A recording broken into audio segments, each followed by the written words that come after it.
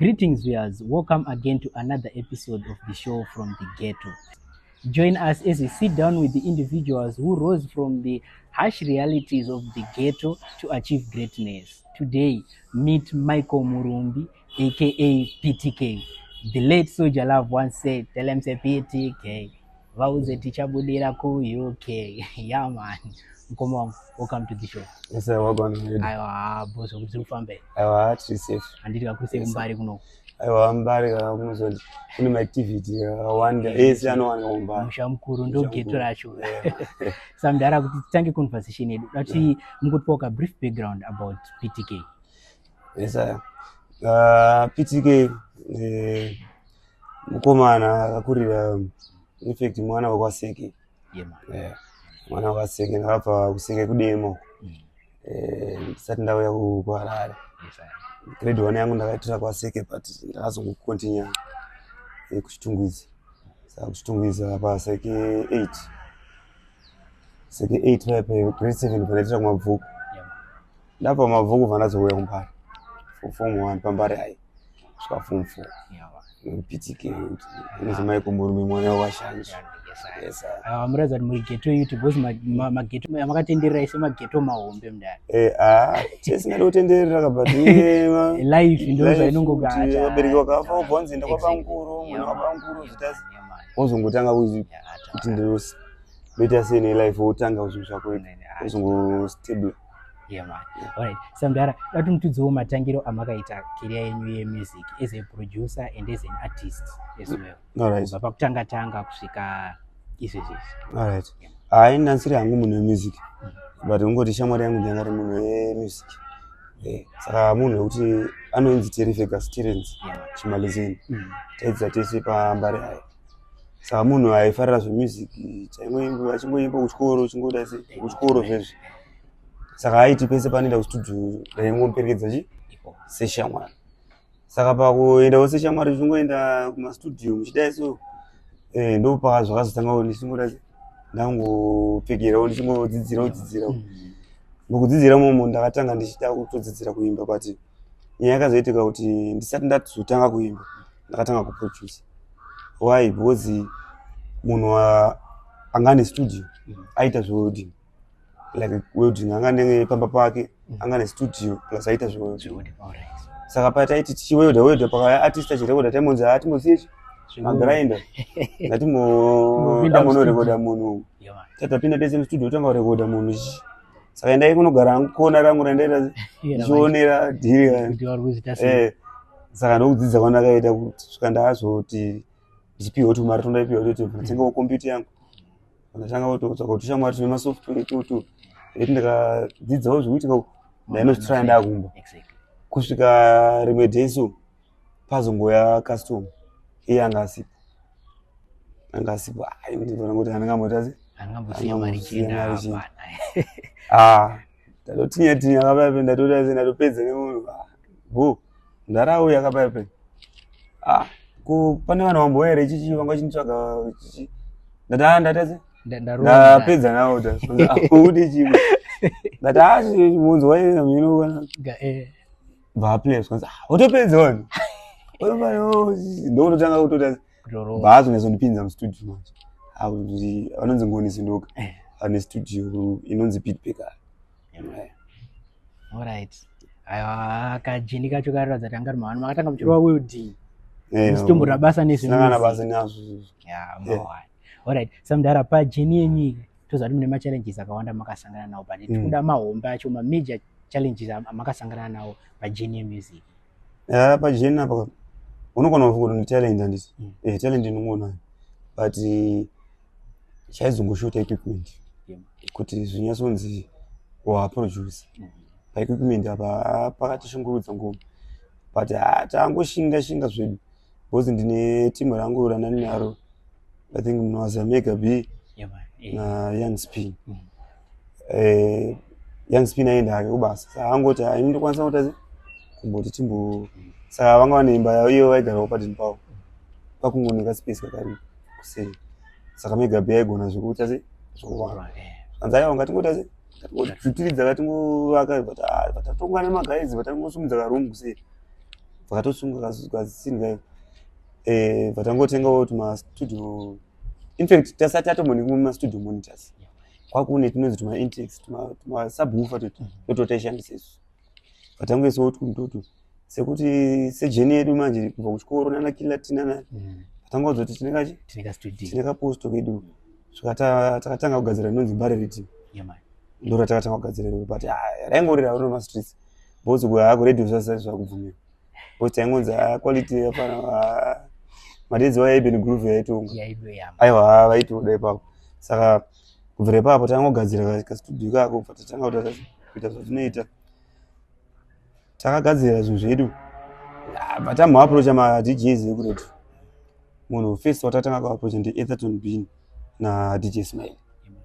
Etherton Bean anga yoku I think CFM, Smile anga ruperfect but avangotanga kuridzawo zvezvo ngokuti timbotest but vanhu vakatozota vakatozotanga kunakidzwa nokutanga kwatakutoita machallenges anga ari panyaya yachi studio equipment neairplay. Alright. Sapa machallenges aya mudara masolutions api amunofunga kuti aitirwo mamwe maproducer ari kutangawo kana mamwe maartist ari kutanga mufunga kuti pangaitwe sei kuti zvinhu izvozvo zvisolveke?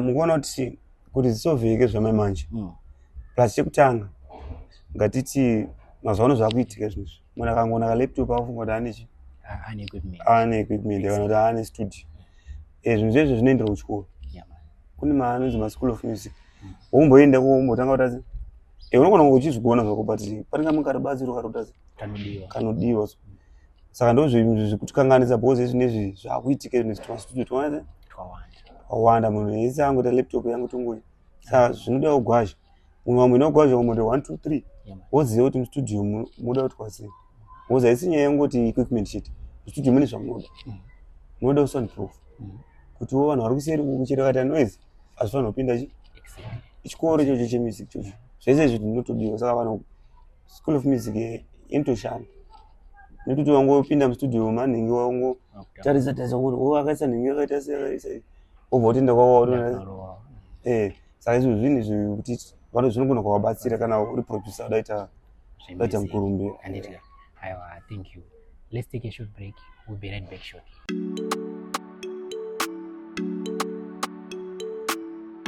Welcome back to the second segment of the show From the Ghetto, where we shine a light on the untold stories of the individuals who manage to withstand difficulties, enjoy their journey, their struggles, as well as their victories.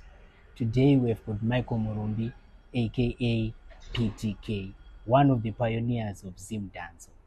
Okay, saka mukoma imimi chakanyanya kuku-inspire kuti muzoda kutora journey yemusic chi and background yenyu yekukurira mughetto yakakubatsirai sei pajourney yenyu yemusic?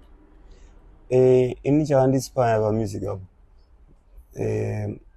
in fact pandakatanga zvemusic pane pamwe panhu pekuti patakapedza chikoro isu zvanga 2008 hapaziya gorerere agorerera ipisi because tasina na teacher taita gorerese sina na teacher saka chakangoninspire zvangu in fact shamwari yangu akaninspire kuti atika maresources chiro akazongotadza kubuda atimboite something saka zvakaita kuti tatangoimba zvedu zvikuitika patime iyoyo and zvinhu zvekuti zvakandipinda mukati kuti music inototase intombospreada wedika kuti ndozvokutase zvikuitika iri easy kunyora tsamba music zvapana chero kanesana nemusikana unogona kungoimba music andozondinayo saka ndangoinspire nemusic kuti itsamba inonyorwa ine nemwe way yaunoda chiri kuna pasta chiri kunani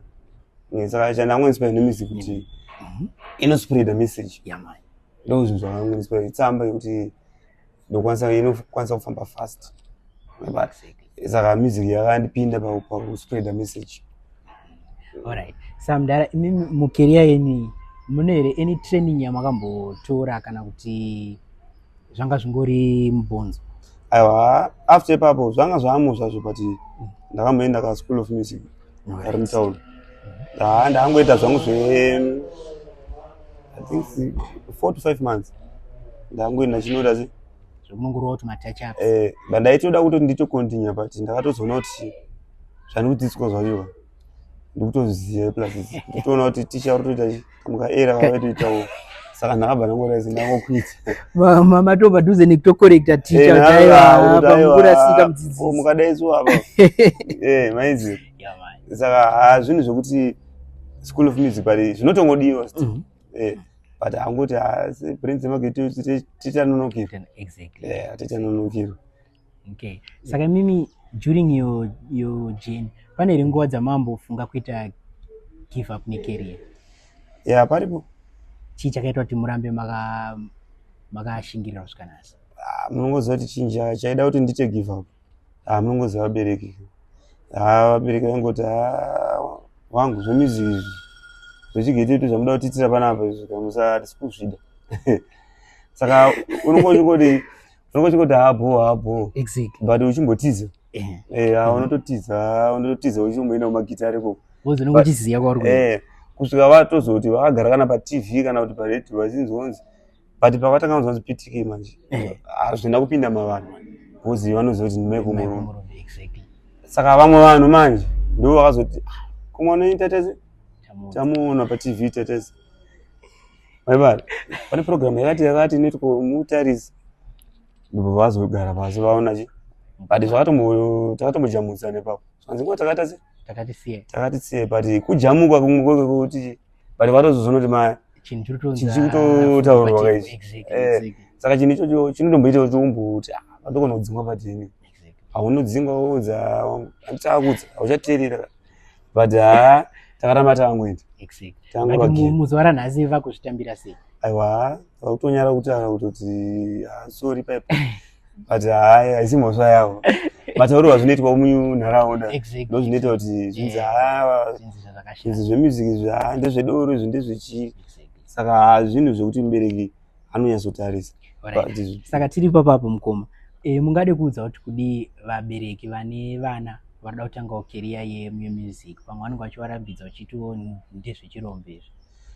Kana mwana angozvarwa ane chipo chakadaro musiye but hatisi kuti ungomusiya kuti angoita izvozvo kana kuchikoro kwacho kandiende saka kune kwaya kune chii vamwe vanhu vanotoudza kuti ndikuchikoro nandiri kwaya saka mwana anoda guidance manje kunzi alright uda zvemusic chijoina kwaya alright udzidzire uri kuchikoro because mumwe munhu anobva atoramba chikoro chacho akutoita zvemusic hati vamwe vacho vabereki zveshuwa havatodi chinonzi music because zvikuitika mazuva ano music munongozviona munhu akangonzi ndewemusic social media inenge yakutsoma uchinzi awana pakati plus chiri kuzonyanyokwadza kuvabereki ndechekuti kunyanya kuvanhu vemusic zvokunzi vanhu vemusic varikuita zvematracks matracks akawandira kumusic zvokuti mumwe munhu anogona kuudza kuti ini kuti ndiende pastage zvechida ndakatama but sari kuzouraya career yemusic kuti vabereki vafunge izvozvo saka nyaya iripo kuti vabereki vanoda guidance yeche kuti mwana wangu kana ada zvemusic unyatsoita guidance yache yemashuwa kuti make sure kuti mwana wangu aenda kukwaya kwacho asi kuenda kumwe kwaari kuita se kwaari kunoitira izvozvo but kana hati arikuda kuimba mwana ngavamusiyezvo. Alright, saka imimi ghetto experience yenyu kukurira kwamakaita kughetto ndaona kuti makatenderera maghetto mahombe chaiwo kugara kwamakaita mughetto ikoko kwakakubatsirai sei kuti kushape future yenyu? Mukuona kuti kugara kwatoita kughetto kune zvese unogona kuwina kana kuluza kune machallenges but kwakatibatsira kuti tiwanewo kurarama ende kurarama kwatiri kuwana isusu mukatesa music yedu isusu yatairekoda isusu taimba zvokuitika pataimewo vanhu vachiteerera saka kwakatibatsira kuti vanhu vaiteerera vamwe vacho vakauya kwatiri vakati vakomana maunogona zvamukuita ende mukunyatsoimba zvokuita se zvokuitika saka mukuda chii chibatsiro ichi chataitwa nekurarama ikoko ndo patakazotorwawo nemastudio mahombe kunzi kwakata se munhu akanyanya kutanga kunditora inonzi Platinum Records kwa Fido but handina kugara hangu kana 2 weeks ndangogadzira one rhythm kusvika ndazotorwa neanonzi Body Slam autono chipo changu kuti angovaka studio vangotsvaga talent yekuti nestudio vakasangana naMagical. In fact Magical ndiye anogara kuFIV pasangana Magical achivaka studio zvanza Magical ndionoimba kayo ndinoziya nani toisani kumstudio zvanza kune mufana wekumba vanonziya PTK. I think munomuziya vanzi ndomuziya bana anoshandika naye Magical ayo ngatimumutry patouya bvantu anatienda pastudio mamusati mane chinhu but mama vako vatovaka zvofana kutuda chii nechiya mufana tovaudza list vanzi handitotenga vatatenga zvinhu zvese zvadiwa vananzi chigadzira first reading vanagadzira reading ndoracho rainzi Body Slam iye anonzi Body Slam ranga riri reading restable yake vatagadzira reading rainzi Body Slam ndobva tadaidzawo maartist iyo vadaidzawo maartist avo anozivawo tagadzira reading rere mamaketira acho atakariita atamboita 1 week ndoranga rangorera kwese Body Slam rakaputika ndorine award yandinayo rakata best reading of the year ndora neaward kusvika ipapo haabva angobelieve padagara ndiri kuBody Slam. Aiwa, thank you so much. Thank you nemashoko enyu. Let's take a short break. We'll be right back shortly. Welcome back to the third and final segment of the show from the ghetto. Today we are in Mbare and our guest today is Michael Murumbi aka PTK. Saka mkomo, imimi biggest lesson ya makadzidza pa career yenyu ndeipi? Mukona pa career yedu chandakaona kuti unzi wonyesova munhu wemusic chinotanga idiscipline. Kwaseta discipline nevanhu hapana kwanosvika. Vafana kumaartist checho wangozviona kuti producer hashandi nedu angokutiza angokusiya. Saka nyaya inoitika ndekuti discipline inodiwa and imwe nyaya yerukanganisi nyaya yemadrugs musociety medu kunyanya kuvanhu vemusic madrugs ari kutikwadza vazhinji vanhu vari kufa nemadrugs. Saka tirikungoti kune vese kana uda kuita zvemusic usashandise nemadrugs kuti ndinzi ndamuimbi. Iva uye zvauri uye zvauri kuti vanhu vakurespect because vanhu vangokutambira vangoti uyo ngatirire zvanoimba nezvanenge achiita animaona. Saka madrugs ari kuwandisa. Aiwa madrugs please, madrugs plus zvikuitika futi tane vamwe vapfana vari mumusic industry vadiki tudiki vakuitawo futi zvemangoma izvozvo ende vamwe vacho vari kuzoti kana kuti akaita kambiri akubva atosiya futi chikoro futi achienda kuchikoro because akutonzi wapenga mudhara akutonzi mudhara nevamwe vanda samaona ti ananga kuti chikoro nichaenderera. Saka ndozvokwadzisa futi music genre yedu kunyanya madhanzo wedu vapfana zvakufana panoitwa kana show yemanheru mwana mudiki chayana haiwa unzi unoblawa but bhawa iringa ranzi no under 18 but mwana 14 years ari kuimbira ndinoti papa kuti pachagadziriswa sei papa but zvirikutoti futi because maproducer togara titorwa nemaproducer chekunzi pana pakuti zvemadags pana pakuti atototi isu vanhu vanotongoyo kana anogonongoya kana dhawana kuti madhags anochita kwaanonga achiita isu studio kwedu tinotonyora board list kuti no drink nochi but saka zvimwe zvinhu kunyanya uchadzokera kuti madhags koko madhags akutikwadza papo padamboonekwa papo handitika aiwa iripo. Saka mukoma imimi kwamakakurira kugeto ramakakurira are you doing something as a way of giving back to the community? Zvikuitika ndezvokuti ndine vamwe vapfanhawo vari kuita zvemusic kwete geti rangu chete kwese vanenge vasinawo mari dzekuita sei dzekurekoda. Ndofunga muona kuti ngoti nyika yedu zvemacontract zvichiri kumonesa zvinezvi but tine zvatinowirirana kuti alright ndokurekodha iwo tichiita chi marecordings edu kana taakuita show tine mapercentage arinota sei Yatinotora. atinoudzana kuti iyi pesendi yako iyi pesendi yangu bhozi takutarisa kuti ndavakuitira basa Exactly. kushandisa maridhimu angu saka izvozvo imwe is like contract but vamwe kuno kumanje vamwe havatozvioni vamwe vanozotanga kuti uda kunditsikirira but hasi kuziva kwabva kuti chazoita kuti ubve ikoko chii but chandiri kuita ndechekuti tine vapana vatiri kusimudzira kuti vatinoona vane zvipo vatinyazoona kuti uyu pane tinovasimudzira kwazongoendawo watadzawo dzoko izvozvo haunongova amen unongova winawo. Thank you so much. Nice one.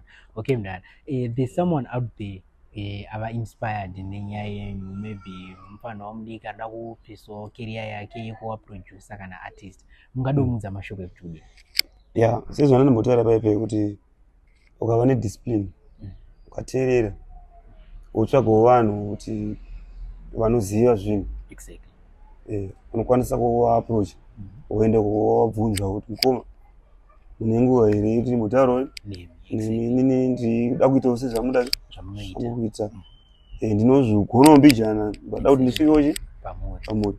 I think hautadza kunzwisiswa pavazvo pazonawo munhu atokushandira because maproducer ariko kuna ana levels variko vanatamuka nani maproducer akawanda haambotadza kuteera nyaya yako kangosvikawo nediscipline nezvakudaro but say no to drugs shit because wangosvikawo poti ndira munoenda pakona pane zvadamura izvo zvatoshandika wakutooneka kunza ndiwe ningiringa zvine zvatoti Thank you so much. Okay, Saka, PTK Music, do you have any future projects coming? Fresh Prince. Pani Fresh Prince ndogonovharisa kura. Basi tikafunga na mukoma kila togonokuisa chimwe zvinhu zvatogosa. Tikafunga kwete tatina tinazvo. But zvoda kuti mungofunga. So tongofunga tangoti katibudise chechi.